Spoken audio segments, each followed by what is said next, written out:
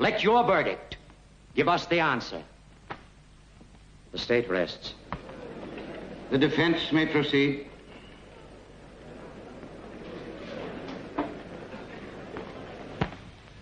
Your Honor, I shall call no witnesses. This will be my testimony and my summation. Take the oath. Do you swear to tell the truth, the whole truth, and nothing but the truth, so help you God? I do.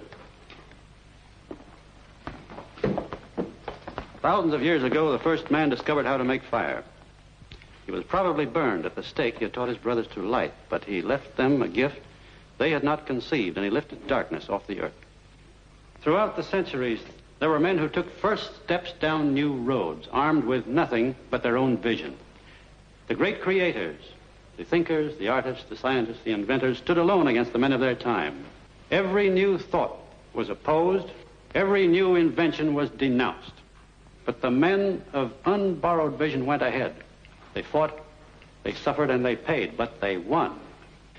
No creator was prompted by a desire to please his brothers. His brothers hated the gift he offered. His truth was his only motive. His work was his only goal. His work, not those who used it. His creation, not the benefits others derived from it. The creation which gave form to his truth. He held his truth above all things and against all men. He went ahead, whether others agreed with him or not, with his integrity as his only banner. He served nothing and no one. He lived for himself.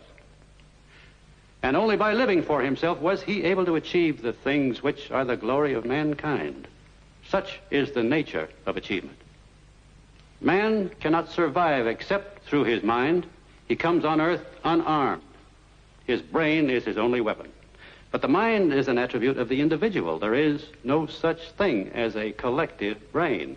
The man who thinks must think and act on his own. The reasoning mind cannot work under any form of compulsion. It cannot be subordinated to the needs, opinions, or wishes of others. It is not an object of sacrifice. The Creator stands on his own judgment. The parasite follows the opinions of others. The Creator thinks. The parasite copies. The Creator produces. The parasite loots. The Creator's concern is the conquest of nature. The parasite's concern is the conquest of man. The Creator requires independence. He neither serves nor rules. He deals with men by free exchange and voluntary choice. The parasite seeks power. He wants to bind all men together in common action and common slavery. He claims that man is only a tool for the use of others, that he must think as they think, act as they act, and live in selfless, joyless servitude to any need but his own. Look at history.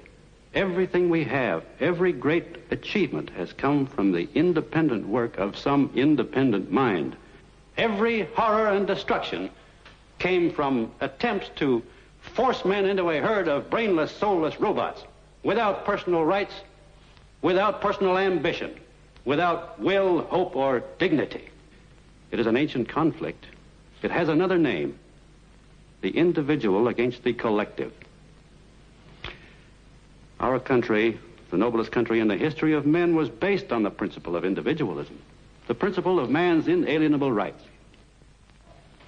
It was a country where a man was free to seek his own happiness, to gain and produce, not to give up and renounce, to prosper, not to starve, to achieve, not to plunder, to hold as his highest possession a sense of his personal value, and as his highest virtue, his self-respect.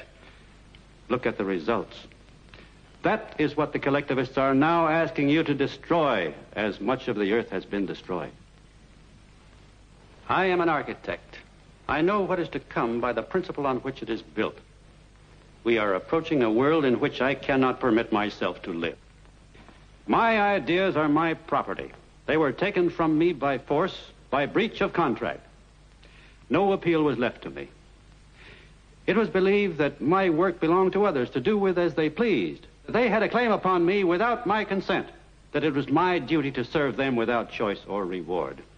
Now you know why I dynamited Cortland. I designed Cortland. I made it possible. I destroyed it. I agreed to design it for the purpose of seeing it built as I wished. That was the price I set for my work. I was not paid. My building was disfigured at the whim of others who took all the benefits of my work and gave me nothing in return. I came here to say that I do not recognize anyone's right to 1 minute of my life, nor to any part of my energy, nor to any achievement of mine, no matter who makes the claim. It had to be said. The world is perishing from an orgy of self-sacrificing. I came here to be heard in the name of every man of independence still left in the world. I wanted to state my terms. I do not care to work or live on any others. My terms are a man's right to exist for his own sake.